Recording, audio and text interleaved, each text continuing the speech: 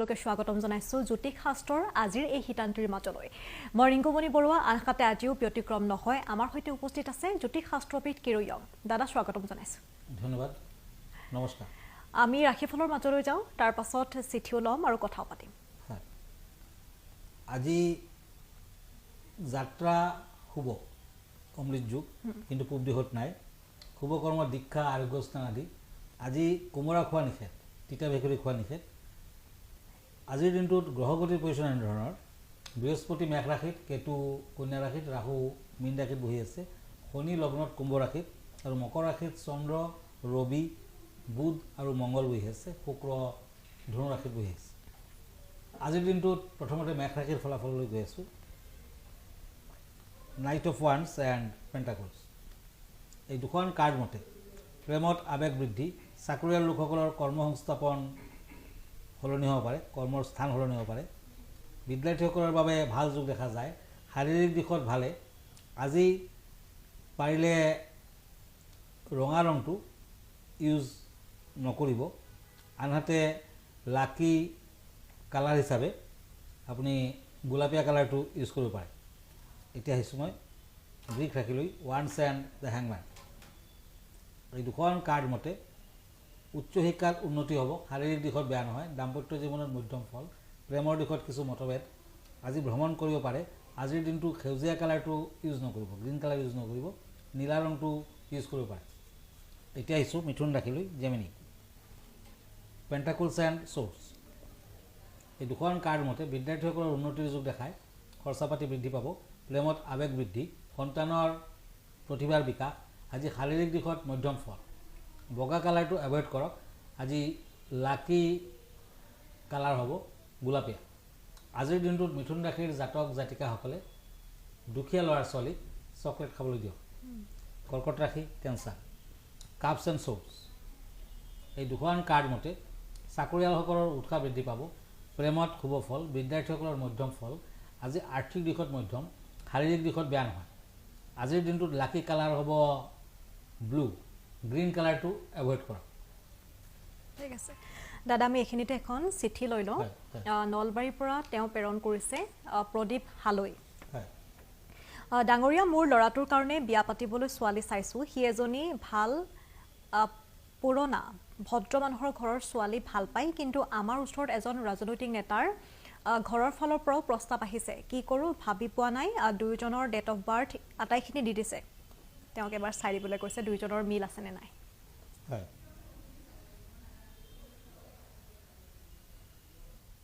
কথাত কয় ফটা হওক চিতা হওক পাতৰ টঙালি কণা হওক পূজা হওক ভূঞাৰ পোৱালি গতিকে মোৰ মতে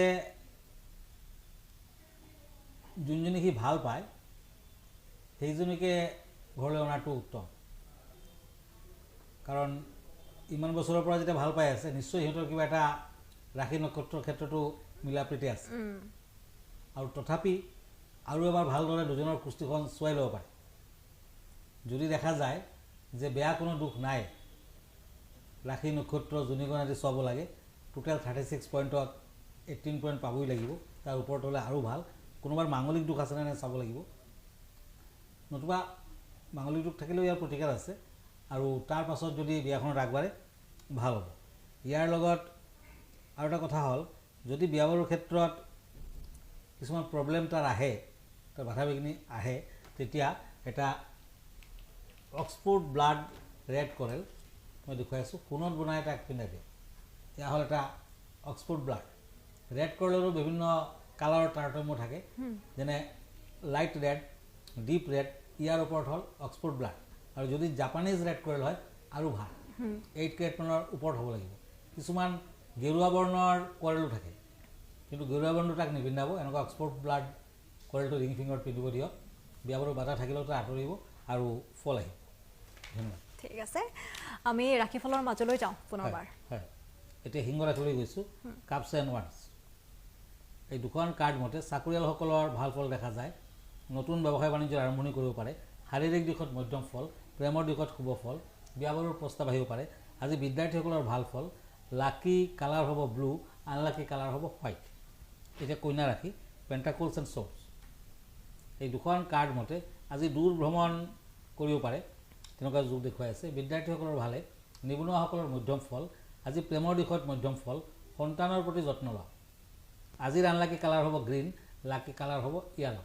কন্যা ৰাশিৰ জাতক জাতিকাসকলে আজিৰ দিনটোত দুখীয়া ল'ৰা ছোৱালীক মিঠাই খাবলৈ দিয়ক, দান ধ্যান কৰক, ভাল হ'ব। এতিয়া তুলা ৰাশি, night of source and source. এই দুখন কাৰ্ড মতে চাকৰিয়ালসকলৰ বাবে শুভ দিন, সন্তানৰ ভাল। আজি ঘৰৰ পৰা ওলাওঁতে আগতে মঠ মন্দিৰ দৰ্শন কৰক, চাকি বন্তি আগবঢ়াওক, তাৰপাছত ওলালে ভাল হ'ব। গ্ৰীণ কালাৰটো আজিৰ দিনটোত লাকি হ'ব, ৰেড কালাৰটো লাকি হ'ব, আৰু পাৰিলে ক্ৰীম বৰণটো এভইড কৰক। এতিয়া আহিছোঁ বৃশ্চিক ৰাশিলৈ, পেণ্টাকলছ এণ্ড কাপছ। এই দুখন কাৰ্ড মতে খৰচা পাতি বৃদ্ধি পাব, পাৰিবাৰিক দিশত মধ্যম ফল। আজিৰ দিনটো প্ৰেমৰ দিশত মধ্যম ফল, বিদ্যাৰ্থীসকলৰ ভাল।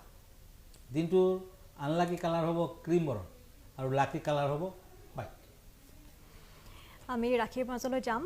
বিষয় সন্দৰ্ভত কেনেধৰণৰ আজি বিষয় আছে? হয়, আজি বিদ্যা লাভৰ বাবে বিদ্যাপতা গণপতিৰ বিষয়ে কওঁ। এইজন হ'ল বিদ্যাপতা গণপতি। শিৱই গণেশ আৰু গণেশে শিৱ। ভালদৰে যদি শিৱ আৰু গণেশৰ এনেকুৱা মূৰ্তি ওচৰত ৰাখি পূজা পাতল কৰে, বিদ্যালাভত অতি শুভ ফল আপুনি আশা কৰিব পাৰে। ভগৱান শিৱৰ পুত্ৰ নতুবা পৰিয়ালৰ এজন হিচাপে গণেশক জ্ঞান আৰু বিদ্যা বুদ্ধিৰ দেৱ বুলি কোৱা হৈছে। ছাত্ৰ ছাত্ৰীসকলে বিদ্যাত উন্নত ফল পাবলৈ হ'লে বিদ্যাপ্ৰদায়ক গণপতি ঘৰখনত নৰ্থ ইষ্ট কৰ্ণত প্ৰতিষ্ঠা কৰক। স্মৃতিশক্তি প্ৰখৰ কৰে, পঢ়াত আগ্ৰহ বৃদ্ধি কৰিব, একাগ্ৰতা বৃদ্ধি কৰিব, পৰীক্ষাত কৃতকাৰ্যতা লাভ কৰিব পাৰিব। গণপতিৰ ওচৰত কিতাপ পত্ৰ ৰাখি থওক আৰু পঢ়াত বহাৰ আগত সেৱা কৰি লওক, ভাল ফল আহিব। ৰাশিৰ ৰঙৰ নিজৰ নিজৰ ৰাশিৰ বেলেগ বেলেগ কালাৰ থাকে, ৰং থাকে, সেই ৰঙৰ কাপোৰ পাৰি আপুনি গণপতিৰ মূৰ্তিটো প্ৰতিষ্ঠা কৰক আৰু ওম গাং গণপতে নমঃ, ওম গাং গণপতে নমঃ সদায় 108 টাইমছ বিদ্যাৰ্থীসকলে মন্ত্ৰোচ্চাৰণ কৰিব লাগিব, তেতিয়াহে পঢ়া পাতিত ভাল ফল আহিব। গণপতি আপুনি মন কৰিব, গণপতিৰ সোঁ হাতত এটা মাটিৰ নতুবা স্লেটৰ নিচিনা এটা বস্তু থাকে, তাত বিভিন্ন ধৰণৰ আঁচ থাকিব, বিভিন্ন ধৰণৰ লাইন থাকিব। তেনেকুৱা গণপতি সোঁ হাতেৰে ধৰি আছে, তেনেকুৱা মূৰ্তি প্ৰতিষ্ঠা কৰিব লাগিব আৰু কোৱা হয় বিদ্যাপ্ৰদায়ক গণপতি।